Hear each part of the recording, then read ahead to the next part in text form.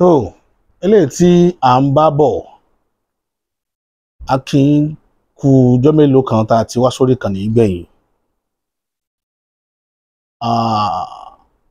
A dẹ̀ kí yín tológun a kí yín tẹ̀ṣọ́ ọlọ́run ọba tó nìkápá ọlá alágbára lórí ohun gbogbo, ọba tó lè ṣe ohun gbogbo, ọba jípọjọ́ kúdà yóò máa tì wá lẹ́yìn nínú gbogbo àdáwọ́lé wa gbogbo, kò ní jẹ́ kí ọ̀rọ̀ wa jásákù dé nílẹ̀ Yorùbá. Mo fẹ́ fèyí tọrọ nǹkan kan lọ́wọ́ ẹ̀yin ọmọ bíbí ilẹ̀ Yorùbá tẹ́ ẹ jẹ́ ọmọ ọkọ, ojúlówó ọmọ ọkọ ilẹ̀ Yorùbá, wípé lákòókò yìí ẹ má jẹ́ ká sàsùnpìyè. Tó bá jẹ́ pé àdúà lẹ bá lè máa ṣe, ẹ máa ṣe fúnlẹ̀ Yorùbá báyìí, kílẹ̀ Yorùbá má bàa wọnú ogun lọ, torí ọ̀rọ̀ ẹlẹ́sìn dé, àfàìmọ̀ kó má dá wàhálà lẹ̀ Yorùbá o. Ọ̀rọ̀ ẹlẹ́sìn dé, àfàìmọ̀ kó má dá wàhálà lẹ̀ Yorùbá. Níbi tá a bá dé báyìí kò ṣeé fojú kékeré wò mọ́, ó ti di pé ojúlalá kan fi sọrí olówó àlẹ́ báyìí.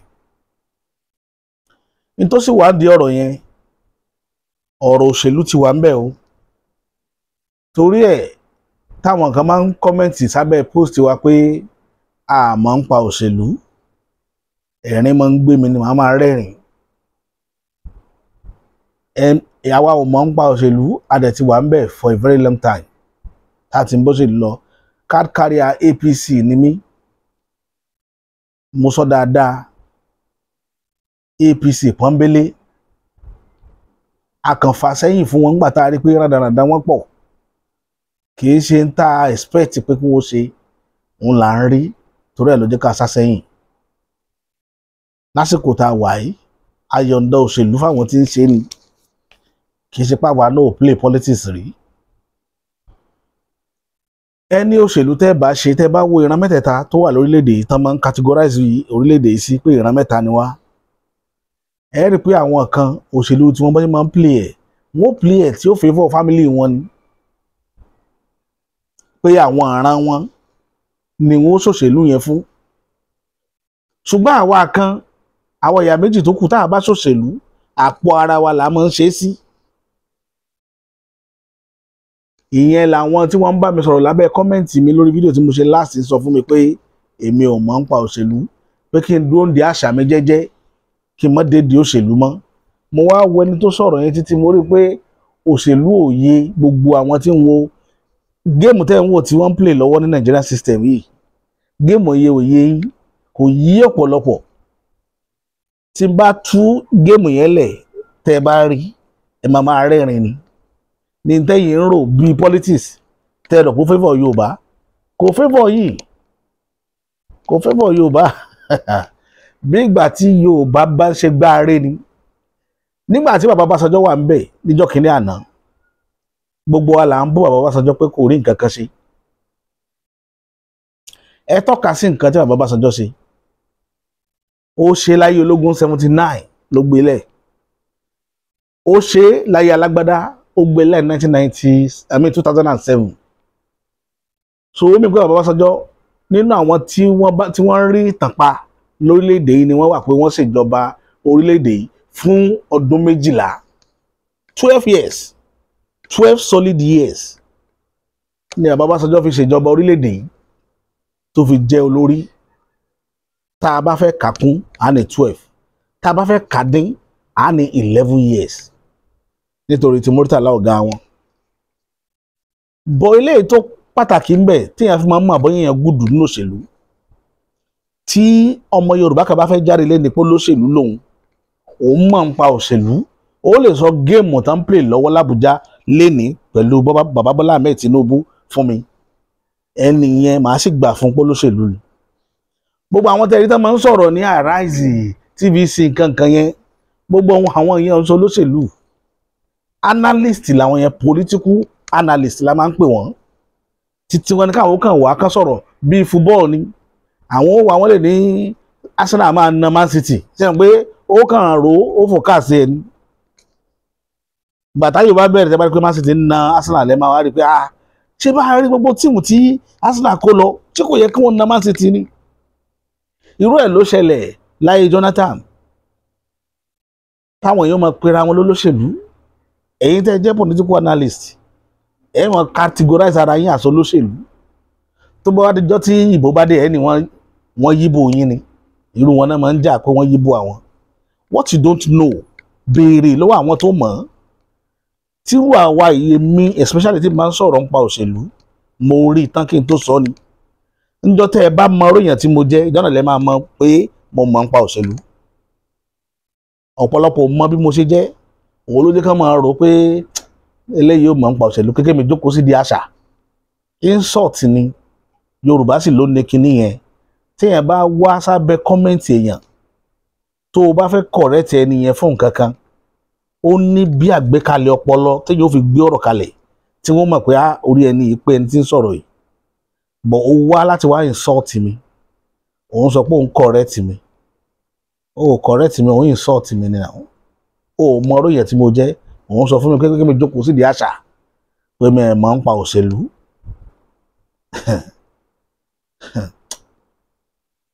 bàbá rẹ mo lè play ẹ nínú géèmù òṣèlú màá play bàbá tó bí ṣùgbọ́n mi ní ìdí ẹ̀ ibi tí mo ń lọ màá sọ nǹkan kan tí ń ṣẹlẹ̀ lọ́nà géèmù tí àwọn bàbá Bọ́lá Ahmed Tinubu ń play lọ́wọ́ yìí n tó mú mi sọ̀rọ̀ ńjọ́ yẹn màá wá sọ ẹ pé mo sọ̀rọ̀ kan fún yín pé distraction wà nílẹ̀ Yorùbá gan wọ́n mọ̀ gbé àwọn nǹkan kan wá rán dáradára tí wọ́n ò ní jẹ́ kí ẹ ráyè gbọ́ nǹkan pàtàkì tí ń lọ lọ́wọ́ ní orí sọ́ọ̀lì yín láti lè jẹ́ kí wọ́n fọ̀ bẹ́ẹ̀ yín jẹ́ yín níṣu òun ni gbogbo nǹkan tẹ́ ẹ máa ń rí dáradára náà láyẹn ọ̀tọ̀ ní nǹkan tá a fẹ́ tó yẹ ká máa fetí gbọ́ báyìí ọ̀tọ̀ ní nǹkan tẹ́ ẹ máa gbọ́ then àwọn èèyàn wọn lo caption wọ́n lè ní Ọlọ́run adúpẹ́ o ìròyìn ayọ̀ wọ́n ti approve Yorùbá nation gbogbo àwọn nǹkan wọ̀nyẹn ẹ fún wa níbi tá à ń lọ ẹ kàn fún wa ní igbó dídí sán lójoojúmọ́ igbó dídí pọ́nbélé lẹ́ ń fún ilẹ̀ Yorùbá sán you are not helping us you are not helping us you are just here to make your own money it's not about ilẹ̀ Yorùbá that is the reason why tí mo ṣe ń ṣe àwọn èèyàn létí pé ẹ jókòó ẹ farabalẹ̀ ẹ má jẹ́ káwọn èèyàn máa tì yín lu bí tí ò yẹ kẹ́ ẹ tira yín lù kí nǹkan gidi ó má bàa máa gba ẹgbẹ́ wa kọjá gbogbo gbà ok mo ń sọ̀rọ̀ bàbá Ọbásanjọ́ lọ bàbá Ọbásanjọ́ wá lo ọdún 11 sí 12 kò wá sí àbọ̀ rere kí náà ń pè lábọ̀ rere àbọ̀ rere ni pé bàbá Ọbásanjọ́ síbẹ̀ ó gbẹ́ kànga ságbólé bàbá rẹ̀ pé kànga tẹ̀ ń wò yìí nígbà tí Ọbásanjọ́ ń ṣèjọba lọ́wọ́ ló gbẹ́ kò sí pé àga tẹ́ ẹ rí nínú ààfin Aláké yìí Matthew Òkìkíọlá ló kàn síbẹ̀ nígbà tó wà ní presidency kò sí nǹkan tọ́ka sí nínú Abẹ́òkúta tó jẹ́lu bàbá tó bí Ọbásanjọ́ pé nǹkan tó ṣe rèé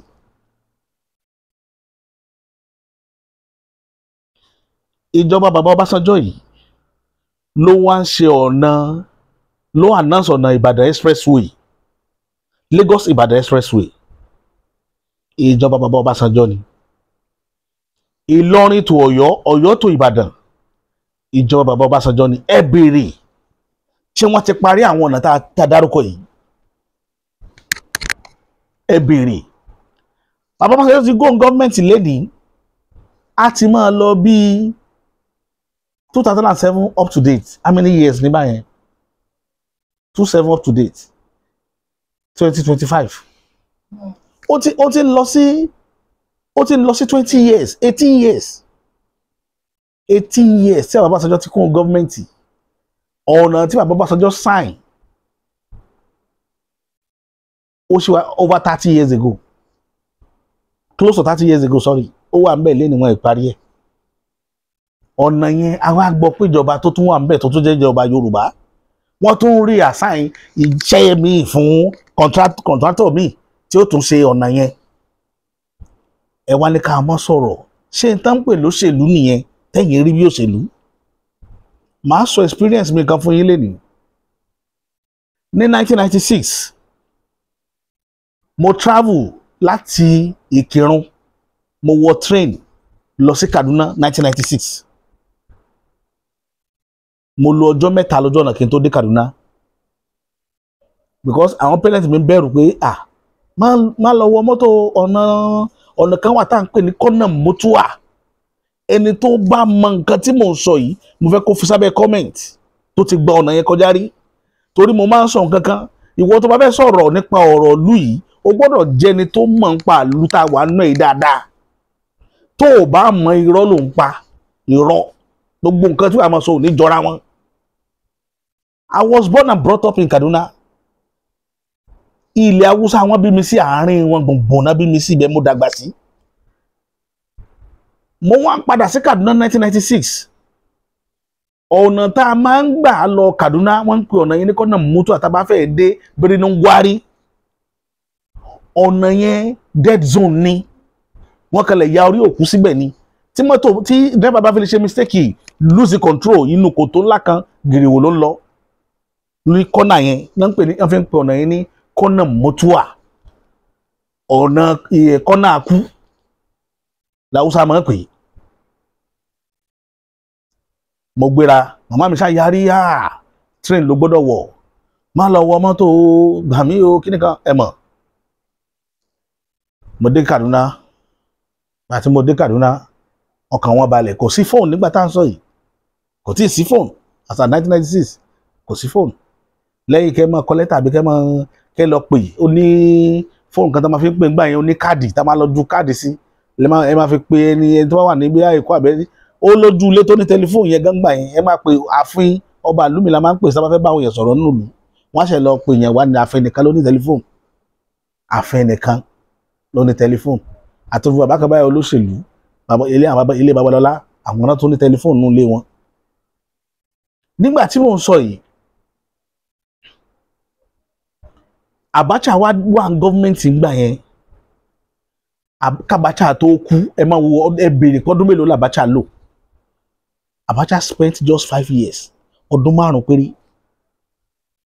The biggest and the most beautiful roundabout in West Africa, Kano ló wà. Abacha ló kọ́. K'Abacha tó kọ́, ó la ọ̀nà kọ́nà mọ́tò yẹn, ó wá bẹ̀rẹ̀ láti tábà ti kúrò ní, ó bẹ̀rẹ̀ láti Niger State, tábà ti kúrò ní, wọ́n ń pè bìkan ní Yakoyo, wọ́n máa ń pè bẹ̀ ní Gada. Ó láwọn Yorùbá woman kan tán ta oúnjẹ ń bẹ̀ Gada, ibẹ̀ ni mọ́tò ti máa rest táwọn èèyàn ó jẹun. Àti ibẹ̀ yẹn l'Abacha ti bẹ̀rẹ̀ ọ̀nà yẹn ní Niger State. Ó dẹ̀ la ọ̀nà yẹn, ó wá gbé kọ́nà mọ́tò yẹn, ó abandon ẹ̀, ó bend ẹ̀, ó wá lọ fún àpáta tí ò jẹ́ kí wọ́n rí ọ̀nà ẹgbà táwọn náà yẹn fi jẹ́ kọ́nà mọ́tò àgbà yẹn. Àpáta yẹn, Abacha wá la àpáta yẹn sí méjì, ó fi máa ń ṣe ìnáfi làákẹ́ wọn ò yin bọ́ǹbù. Wọ́n fẹ́ pé àwọn tí yin bọ́ǹbù wọ́n máa bá àtàwọn èèyàn jẹ́ ni. Ọgbọ́n tó wà tó yìnbó ń dá tó jẹ́ pé bí ọ̀bẹ ni wọ́n máa fi gé òkúta sí méjì tí ò nídìí kan yin bọ́ǹbù fún. Àṣírí kan lẹ tún gbọ́ lénìí, àwọn tí yin bọ́ǹbù fókúta káàkiri nílùú yín tẹ̀ ń gbà wọ́n láàyè, earthquake ọjọ́ ọ̀la ni wọ́n ń prepare fún yín. Òyìnbó lórí ẹ̀mọ́ lọ́dọ̀ wọn, wọ́n ń ba ayé yín jẹ́ lọ́jọ́ ọ̀la ni. Afẹ́kẹ́yìn náà máa ní irúṣòro tí wọ́n ní Syria ní gbogbo ìkiri lénìí. Afẹ́kẹ́yìn náà máa ní gbogbo eléyìí tó ṣẹlẹ̀ ní Turkey láìpẹ́ tílẹ̀ ń rí, irú nǹkan tafẹ́kẹ́ ní nìyẹn. Ó wá mú kíní, wọ́n fi àwọn ọmọ kíní RCC ló gbé iṣẹ́ yẹn fún gbà yẹn àti ẹ̀mọ́ company tó gbé fún, wọ́n gé òkúta yẹn sí méjì, wọ́n yọ tààrin yẹn kó, àárín yẹn ni Abacha gbé títí gbà. Ọ̀rọ̀ tí mo sọ yẹn lọ wò ó wà ń bẹ̀ lọ́la. Ó wá gbé títí yẹn gbà àárín kọjá, ọ̀nà yẹn títí tọ́nà yẹn fi dé Kaduna bẹ́ẹ̀. Ọmọ aláwùsá nìyẹn, ó lọ́dún 5, ẹ wo nǹkan tó ṣe. Nínú ìjọba Abacha yìí, òun ni wọ́n ti ṣe gbogbo títì tá bá ń pè ní ring road nílẹ̀ Yorùbá. Abacha ló la gbogbo ring road, ó wà lẹ́kìtì, ó wà lọ́ṣogbo, gbogbo 36 states lónìí. owó excess crude oil account tí Nàìjíríà ní, òun ni wọ́n fi sponsor gbogbo program yẹn gbà yẹn. ìtẹ̀yìn rò pàwọ̀ ọmọ là ń sọ fún yín, gbogbo nǹkan yìí là ń sọ fún yín pé ìtàn ni nítorí ọ̀la. ó wá ṣe láyé Abacha ò máa ta epo wọ́n ju iye tó bẹ́ẹ̀ no, ó gbà tó débẹ̀ ó change owó epo lẹ́ẹ̀kan, níjọ́ tó dẹ̀ ti change ẹ̀ iye yẹn ló ta epo títí fún 5 years ló fi kúrò.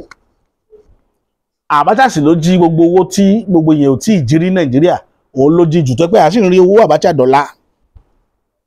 Gẹ́gẹ́ bí ìgbàgbọ́ tẹ̀yìn tẹ̀ wá ń jọba fẹ́ ká ní Abacha ló lè, ẹ̀yin yòókù ẹ̀ sẹ́ǹtì ní ẹ̀yìn èso lè. àṣírí kan mo tó ń sọ yẹn tó fẹ́ kẹ́ lọ decode ẹ̀ lénìí. Abacha yẹn ló wá ṣe gbogbo nǹkan yìí fáráàlú, ṣùgbọ́n torí pé àfẹ́ràn Abacha ní West nítorí Abiola ni ò já fẹ́ràn rẹ̀, torí Abiola ni ò já fẹ́ràn Abacha o. Abacha ló la gbogbo títì ring road Òṣogbo tẹ̀ ń wò ó, Abacha ló la o. ó ṣe síbàdàn o,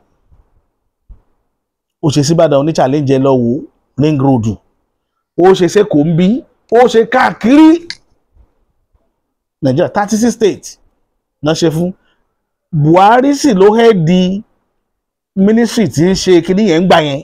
Buhari tó kó gọ́ọ̀mẹ̀ntì láìpẹ́ yìí kí bàbá Tinubu tó gbàjọba lọ́wọ́ rẹ̀ ló ṣe. Kí ló wá ń bàbá Ọbásanjọ́ lọ́dún 8 tó ṣe títì ìlú bàbá rẹ̀ tì, Ifọ̀ sábẹ́kúta, ó kàn tẹ́ ẹ̀ ṣe fọ̀ sábẹ́kúta, àbí kó kàn ṣe Ọ̀tà sí Òṣòdì. Kí ló mú Matthew Kìkíọlá tí ò sí? ẹdì yẹn mú. Tinubu ti débẹ̀, ọdún 12 ń lò lọ yìí. ẹ̀ẹ́dínà ká sí nǹkan tí Tinubu ṣe faraàlú tó dìbò. n tó mú mi sọ̀rọ̀ tí mo sọ nìyẹn. nǹkan tó mú mi sọ nìyẹn. Bàbá Tinubu wá mú ọ̀nà, wọ́n wá lọ la ọ̀nà láti Victoria Island, wọ́n ní ọ̀nà yẹn ń lọ sí Calabar. Inú igbó jìgbónjìgbón ni o, ẹ lọ wo ibi tọ́nà yẹn gbà, gbogbo etí odò tó gbà yẹn inú igbó ni o, yóò gba inú igbó. Project tẹ́ ẹ mọ̀ pé ọ̀la ìlú yìí ló wà fún, kì í ṣòní ìlú yìí. ọ̀la ni ọ̀nà yẹn ò tó nítumọ̀, but àwa kan wà nù gbèkùn ọ̀nà àgbà adẹ̀ ń pariwo. Nígbà tẹ́ ń kàmpé kiri tẹ́ wọ́n sábẹ́kúta, àwọn èèyàn fẹ́ bá yín sọ̀rọ̀, wọn ò rọ́rọ̀ yẹn sọ pé ẹjọ́ ẹ ṣàánú wa. Àwa tá a wà ní boundary Ogun State sí Lagos State kò sí ọ̀nà.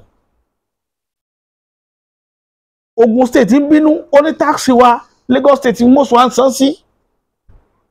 Ilé wa wà lógun State, ibẹ̀ là ń san táàsì ilé sí, but iṣẹ́ ibi tá a ti ṣiṣẹ́ Lagos State lọ́pọ̀lọpọ̀ á ti ṣiṣẹ́.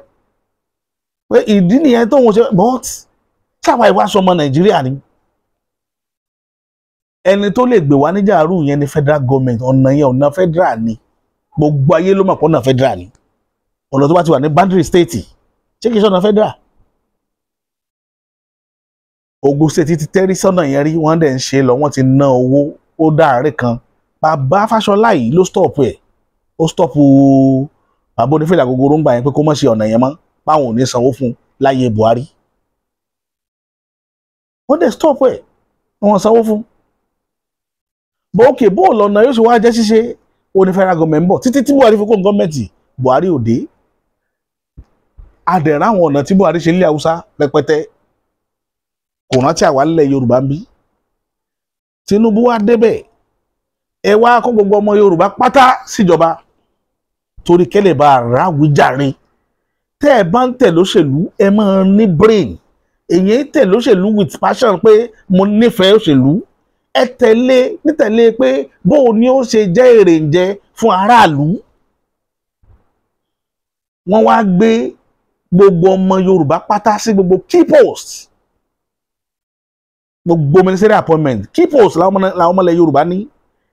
Ẹ dákun ẹ bèrè lọ wọn, kí ni ìwúlò gbogbo wọn látijọ́ tí Tinubu ti déjọba? Ẹ sọ ìwúlò wọn. Olóhùn mi sọ̀rọ̀ lórí ti UCH Ìbàdàn tí iná lọ ń bẹ̀ fún dídí ọ̀sẹ̀ 3 tí wọn ò níná. ọmọ Ìbàdàn náà sì ni minister for power. Sẹ́ni tí ò rí ilé náà bàbá rẹ̀ tán ni ó tán náà lu gbogbo ara ọmọ ọlọ́mọ. Ìyẹn number 1 nìyẹn dìmú. Wọ́n pa ọba lẹ́kìtì. IG Nàìjíríà ọmọ ilẹ̀ Yorùbá ni kò sọ̀rọ̀. Nígbà táwọn Boko Haram ń fa wàhálà ní north tí wọ́n ń da gbogbo ẹ̀rú tí wọ́n mú wọn Buhari ká má pè wọ́n ní ká má name wọn as terrorist. Àbẹ́yìn ò sí nílùú yìí nígbà yẹn ni. Nígbà tí Buhari ń jà fáwọn Boko Haram pé ká má pè wọ́n Boko Haram mọ́. Nígbà tí Gumi lọ ń gbé owó fún bandit nínú igbó ṣe é sí nílùú yìí ni. Tí wọ́n lé ẹlẹ́yọ̀rọ̀ lọ́nà kan tó fàbọ̀ àgùndé adìẹ. Tí wọ́n treat àwọn ọmọ tí wọ́n bí ọmọ dáadáa. Ẹ̀yin wá yin àwa nù ẹ̀ ń wò wá bí ẹni tẹ́ pé ta ni kí ni ń sọ.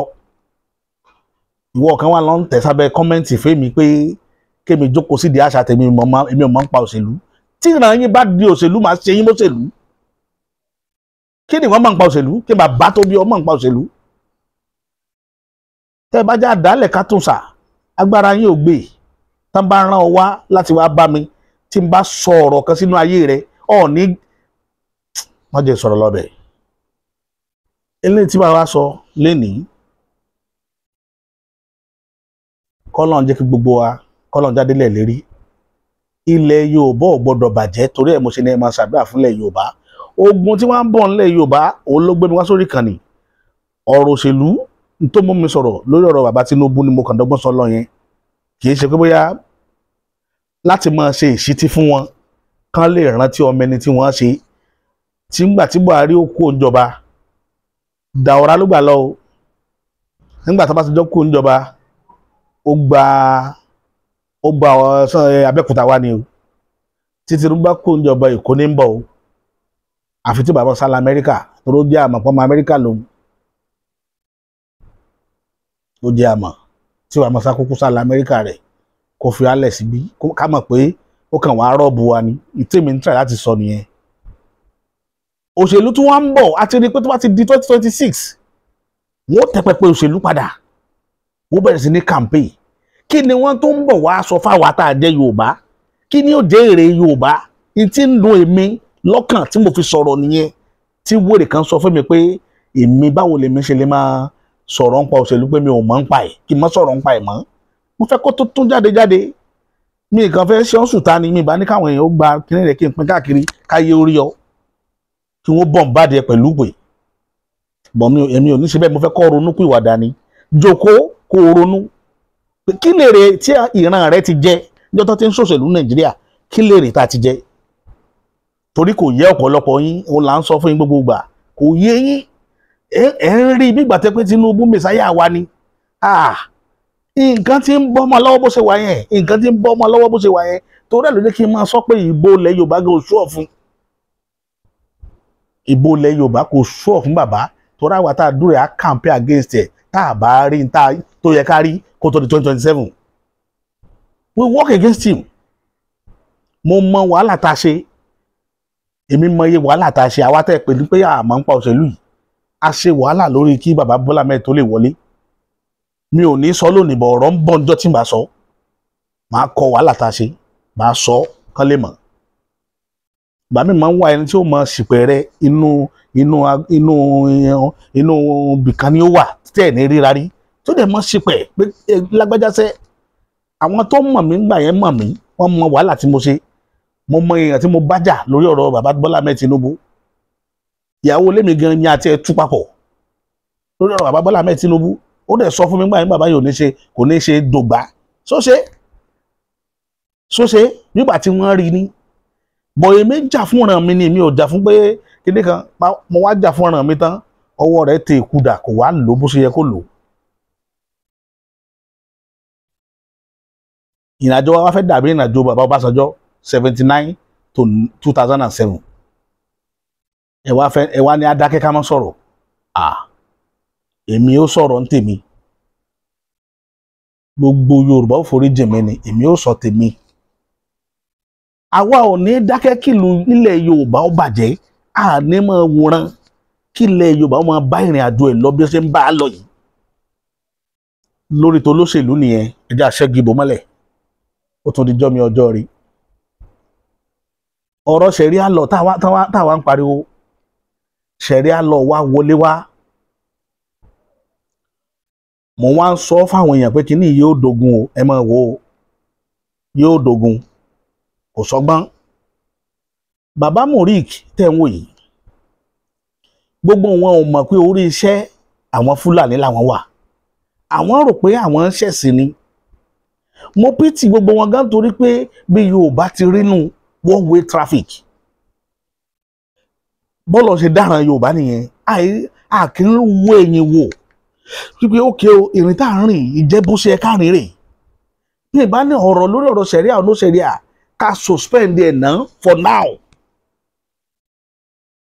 for now nítorí mú Sultan máa sáré kiri possibility wa ẹ má trust àwọn èèyàn wọ́n lè ti máa fáwọn èèyàn lówó nílẹ̀ Yorùbá tí wọ́n ti ń gba àbọ̀dè torí ẹ̀ mo ṣe ní pé káwọn Yorùbá kan múra ṣe rí ìran Yorùbá owó ní ìṣòro wa o tówó bá fi lè dọ́wọ́ àwọn èèyàn ó yí òun padà ẹni tẹ́ ẹ̀ rò pé ó yí òun padà ó yí òun padà àṣírí mo gé fún yín lénìí Yorùbá ní price tó fi dórí president wa ni tó fi dórí ọmọ kínkínní inú wa owó nìṣòro tí Yorùbá ní n tó mú orídìí ọba ta àwọn ọ̀ràn rẹ̀ sóko ẹrú owó ni tí bàbá Bọ́lá Ahmed bá rí bílíọ̀nù tí ò rí ilé ayé rẹ̀ tán tó fi dọ́là sí lẹ́yìn tán bá ní ìran rẹ̀ ìran Yorùbá iṣẹ́ afẹ́kọ́ wáìpù wọn fún wa wàláhì yóò wáìpù wa Yorùbá fẹ́ràn owó níjọ́ tẹ́ bá dẹ̀ ti ní máìndì pé ìran Yorùbá fẹ́ràn owó ẹ̀ ní problem pẹ̀lú Yorùbá mọ́ àṣírí bẹ́ẹ̀ mo gé fún yín lénìí ẹ̀ ní problem mọ́ tẹ́ ẹ bá gbogbo tí máa dọ́ta lẹ̀ Yorùbá ẹ lọ wò dáadáa ọ̀rọ̀ lórí owó ni àti dúkìá tí máa dájà lẹ̀ nìyẹn kò sẹ́ni náà ńlẹ̀ Yorùbá tó wà trustworthy tó wà dọ̀rọ̀ owó tẹ́ ẹ bá lẹ́nìkan àfáà ni kò lè gbowó ẹ gbàgbé gbogbo wa la mọ̀ pé nítorí owó ni Olúwo fi ń ṣe ti ń ṣe àmọ́ pé torí owó ni gbogbo ayé ló mọ̀ pé kódà táwọn Christian máa gbowó fún lọ́la pé kó wá máa bá wọn lu samba ní chọ́ọ̀chì òun ni yóò lù ú tó lò bá rówó tó jowó lọ yóò lu samba fún chọ́ọ̀chì àṣírí bẹ́ẹ̀ mo gé fún yín lénìí. Ìkejì àwọn bàbá Murik wọ́n wá ṣe meeting kan màá play voice note tí wọ́n fún yín sìn tí ó bà everybody yín lẹ́rù wọ́n wá ṣe meeting kan ní mọ́ṣáláṣí kan kẹ́ wá gbọ́ nǹkan mìíràn tí gbogbo wọn sọ lẹ́nu ibi tẹ́ ti mọ̀ pé idán ti jó dórí kókó ńlẹ̀ Yorùbá nìyẹn.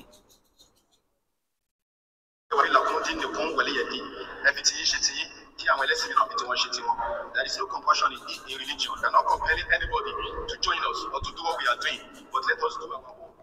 Allah asks us to do it.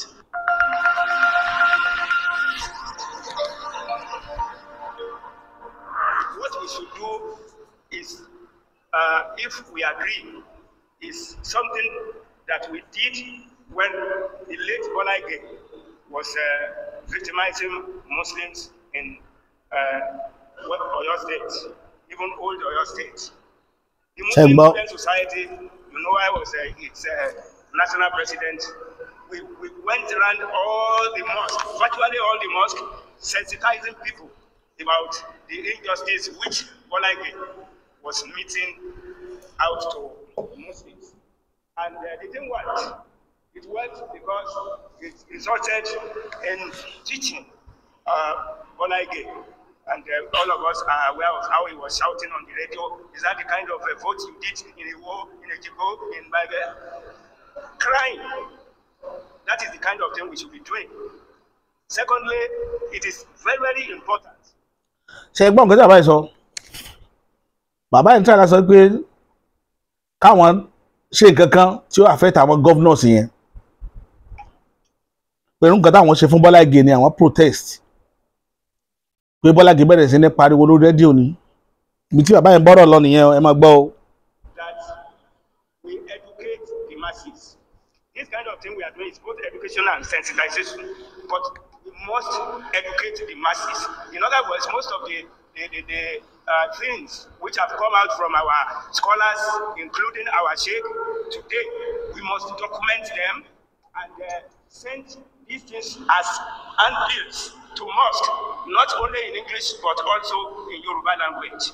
When we do that and everybody is aware of what Sharia is all about, we will have no much problem. Again, the Sharia Council of Nigeria, the Muswen, the League of Imam and Alphas, we must come together and meet the president of Nigeria. I just murmured to one of our people here that one of those mentioned as a Muslim is not a Muslim, he's a Christian. And he's my in-law, so I know him inside out. Isaac Salako, my book. When it comes to religion, he is a Christian. And I want us to know too that even President Bola Ahmed Tinubu is a moribund Muslim. No doubt about it. Why must we be deceiving ourselves? Even the wife who controls him, because many people have alluded to that. Chengbo, ara àwọn àṣìṣọ wọn nìyẹn pé ìyàwó rẹ̀ pé gbogbo èèyàn gan gbà pé ìyàwó rẹ̀ ń control president. Ṣé ń gbọ́ báyìí?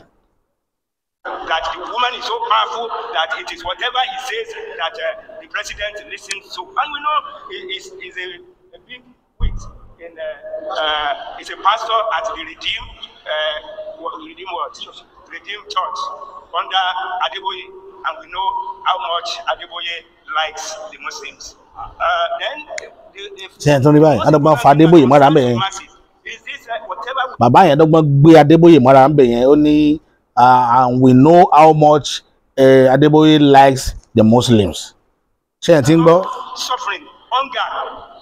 So we must emphasize that when we meet him, if we are able to meet him. The last time some of us met him, I spoke and I said, this bottled water served to us here in Aso Rock. In 1970, when I went to Saudi Arabia on pilgrimage, it was 1 riyal, and that in 2023, it remains 1 riyal. I mean, you could do similar things. Ibi tí mo ń lọ nìyẹn pé Yorùbá good intention náà fẹ́ fi ṣe ṣẹ̀ríà, but wọ́n wo ẹ̀yìn, wọ́n ro deeply kíni yẹn lè bí lọ́la pẹ̀lú tí ń ṣẹlẹ̀ lọ́wọ́lọ́wọ́ pẹ̀lú orílẹ̀-èdè yìí, kí ló lè bí? Nǹkan tá à ń try láti sọ wọn ò mọ̀. History wa lẹ máa lọ wò látẹ̀yìn pé kí ni Fúlàní ti dánwò. Tó bá jẹ́ pé Sọ̀tá ò dá sí kéèsì yìí ni ìbá mà dá o, bọ̀ pé ó tẹnu bọ̀ ibi tí náà ti rànnu. Àwa ò ní gba ṣẹ̀ríà nílẹ̀ Yorùbá. Bàbá, kò sí ní tẹ́ ẹ fẹ́ sọ, kò sí òyìnbó tẹ́ ẹ fẹ́ sọ, kò sí state yẹn nílẹ̀ Yorùbá tí ó gba ṣẹ̀ríà. Kò sí tẹ́ fẹ́ sọ o. Kẹ́ẹ̀fò kẹ́ẹ̀dẹ́yẹ ṣẹ̀ríà ò níbi tó ti fẹ́ dúró nílẹ̀ Yorùbá. Bàbá Murik, mo kàn fẹ́ sọ fún yín dáadáa ni. Mo mọ̀ pé oníjàgídíjàgan ẹ̀sìn ni yín. Ṣùgbọ́n tẹ́ ẹ bá gbà pé lódodo ilẹ̀ Yorùbá wọn forí yín sọ ní bá gbé bá kó sùn. Tẹ́ ẹ bá gbà pé ní òdodo ilẹ̀ Yorùbá yìí náà ti fi orí yín sọ bí àgbé bá kó sùn. Ẹ gbàgbé lórí ọ̀rọ̀ ṣẹ̀ríà for now. Ẹ gbàgbé lórí rẹ̀ for now. Ṣùgbọ́n tẹ́ ẹ bá wá tọwọ́ bọ̀ pé ẹ ní gbọ́ ẹ nígbà, ilẹ̀ Yorùbá ó dìde ogun sí yín, Bàbá Murik. Òdodo ọ̀rọ̀ tẹ́ ẹ ní gbà láíláí ni inú mi sì máa dùn kéèyàn mọ́ gbà.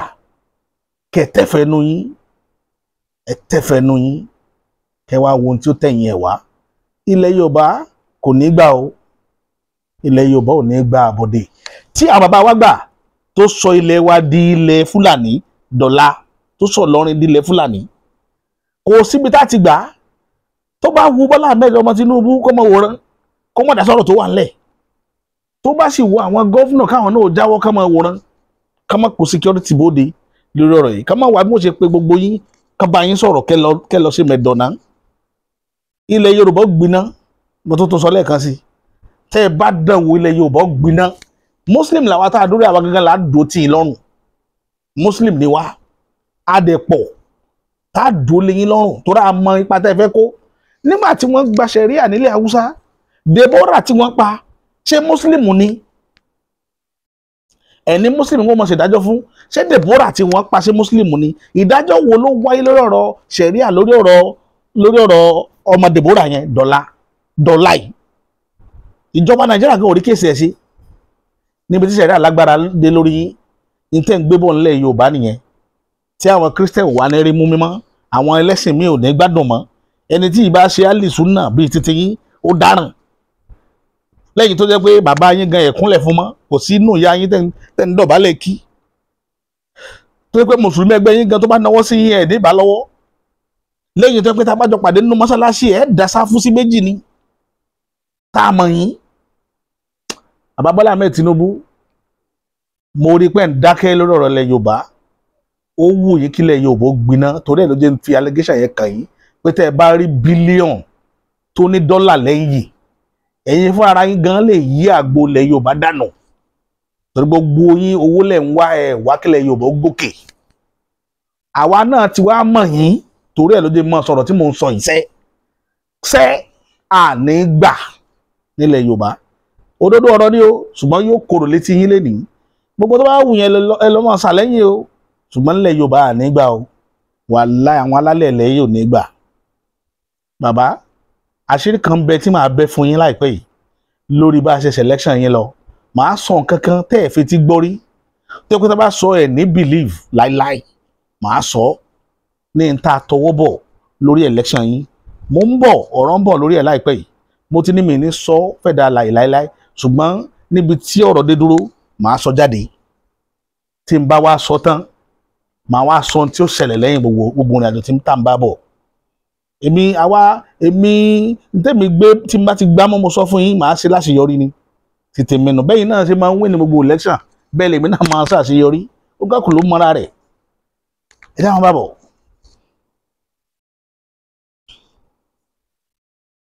ọ̀rọ̀ yẹn lọ bẹ́ẹ̀ ẹ wá máa gbọ́ nǹkan tí Tiwa Danjuma tó ń sọ fáwọn èèyàn tiẹ̀ ẹ máa wo Yorùbá ìran tí ó lágbára láti bá sòdodo ọ̀rọ̀ ìran Yorùbá ni o ẹ máa wo nǹkan tí Tiwa Danjuma sọ fáwọn àwọn títí ẹ̀ ní ìlú wọn ní state ẹ̀ Nasarawa. That the armed forces are either not capable. Former army chief of staff ni o òun ni defence staff army nígbà yẹn láyé Babangida ẹ máa gbọ́ nǹkan tí Tiwa Danjuma sọ o. Or unwilling to protect us, and that we must defend ourselves. àwọn èèyàn pàtẹ́wọ́ ó advice wọn. The first denial of what I said came from the Ministry of Defense. They said I was lying. And they set up a panel, a kangaroo board of inquiry to investigate the truth or otherwise of what I spoke. And they invited me to come and testify. I did not go. They wrote their report which said that I was only speculating, that there was no evidence. And now there is evidence. The whole country now is being run and overrun. They are trying to recolonize us. They are trying to recolonize us. And take over our land. Christian lòun o. Christian lẹ́ni tí sọ̀rọ̀ yìí o. You to defend yourselves. Your Majesty, you heard what they've said. You must then unite our people. A lot of the attacks that I got was from our people. They said I told them to defend themselves. I didn't give them arms. I will not give you arms. Thank God. Find out how these people who have it got it. Ó ní ẹ jẹ́ kí ẹ explain mi fún yín dáadáa tẹ́ ẹ bá gbọ́ yé. Ó ń bá ọ̀gá kan sọ̀rọ̀, alágbára kan wà nù bí tó ti sọ̀rọ̀ yẹn. Ó ní can you hear them now? Ó bèèrè lọ pé can you defend yourself? Gbogbo wọn sọ pé yes yes yes. Ó ní ṣùgbọ́n báyìí sìn pé wọ́n ṣe tán àti defend ara wọn. Ó wá ní me I don't have arms to give you. Only but get your arms where those people that are using guns and whatever get it where they get their own too. Ẹ ti rí ọ̀rọ̀ tó sọ pé ẹ̀yin náà lọ wá ìbọn níbi tí àwọn tí wọ́n ń lo ìbọn against yín náà ti rí ìbọn. Òun prepare àwọn ọmọ ìlú tí wọ́n gbogbo àwọn tán dúró tá à ń sọ̀rọ̀ wọn yìí náà ti ṣiṣẹ́ náà sọ̀rọ̀ kiri o. Àwọn Yorùbá tó bá jẹ́ leaders ó wà á dákẹ́ ẹ wà máa fọwọ́ tọ́ wa pé má sọ̀rọ̀ jù. Irú life wo la ń live nílẹ̀ Yorùbá ganan so nígbà tí wọ́n bá tó wọnú ilé wa wá máa mú wọn jáde tán dú wa bí ẹran ni. Ìgbà náà lẹ́tọ̀ọ́ wa máa pariwo. Ẹ wo ní tó wà nílẹ̀ ó kọjá Gani Adams o. Ó kọjá kẹ́ mọ́ sọ pé ẹnìkan ní Ààrẹ Ọ̀nà Kakanfò ní tó wà nílẹ̀ yìí ó kọjá kẹ́ máa pe Sunday Igboho tó wà ní Germany. Ẹ̀yin fún ara yín dìgbò ó ṣe ra yín lọ́rùn. Ẹ̀yin fún ara yín ẹ sọ́ra yín ní Ààrẹ Ọ̀nà Kakanfò. Táàrẹ kan ò bá gbèjà yín ẹ̀yin gbèjà ara yín. Ibi tí kìíní yẹn lọ mo sọ fún yín yẹn o. Kò sẹ́ni tí ó rí yín o tí wàhálà bá dé Ṣèyí ni Tinubu ó máa pe o Ṣèyí Ṣadé bí ó ṣe ètò ẹ̀ máa gbọ́ lẹ́nu ẹnu kò ní sọ pé Yorùbá ẹ máa ká lọ. Kò ní sọ pé Yorùbá ẹ máa ká lọ yóò máa pe Ṣèyí àti Ṣadé ni. Ó kù sọ́wọ́ ẹ̀yin tẹ́ ẹ sọ pé na lie. Ó sì kù sọ́wọ́ ẹ̀yin tẹ́ ẹ sọ pé na true. Ọ̀nà méjì ló pín sí. Ó wà in two ways gẹ́gẹ́ bí ọ̀rọ̀ mi. Eléyìí tó bá wá bọ́ sọ́dọ̀ tiẹ̀ òun ni kó múlò. Ọ̀rọ̀ mi ò ní jù báyẹn lọ. Ṣùgbọ́n ẹ má jẹ́ kí kíní ó délẹ̀ bá Yorùbá o. Torí ilẹ̀ yín wọ́n fẹ́ gbà á. Òun ló wù wọ́n jù. Yí tágẹ́tì Fúlàní nìyẹn gbogbo ìrìn àjò ayé wọn. Kí wọ́n sì di yín kò ń bí. Òun ni wọ́n ṣe ń pariwo ṣẹ̀ríà lọ. Kò sí tí ń jẹ́ ṣẹ̀ríà lọ. Kò sí nǹkan tí ń jẹ́ ṣẹ̀ríà lọ. Ọlọ́run ò dá ṣẹ̀ríà kankan. Àwọn èèyàn ló dá á lẹ̀. Kò sí òfin kankan tọ́lọ́run send anybody. Tọ́lọ́run bá fẹ́ ṣe òfin fún gbogbo ayé so ó gbà ní kíní ó gbà ní nǹkan kan ni. So gbogbo ayé òfin báyìí mo fẹ́ kẹ́ máa tẹ̀lé. Tó bá sọ láàrọ̀ la gbogbo ó tẹ̀lé kò sí tá a fẹ́ ṣe. Ṣùgbọ́n Ọlọ́run ò bá anybody sọ̀rọ̀. Irọ́ ni God talk to me God talk to irọ́ funfun ní jẹ́ bẹ́ẹ̀. Kò sẹ́ni tọ́lọ́run bá sọ̀rọ̀ ńkọ̀kọ̀ irọ́ ni.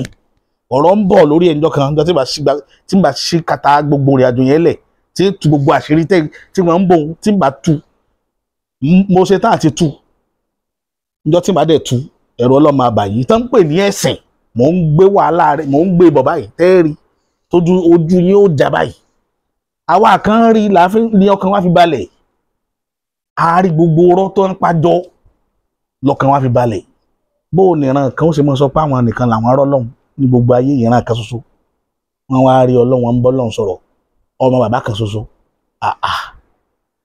Chinese ò rí Japan ò rí Germany ò rí Ọlọ́run UK ò rí Holland ò rí Nigeria ò rí America ò rí ìran kan ṣoṣo ló wá rọ́ lọ́hùn Ọlọ́run wá sẹ́ndì wọn sí gbogbo ayé irọ́ tù láìpẹ́ yìí mò ń bọ̀ ẹ má bínú sí mi o kò ní jù báyìí lọ.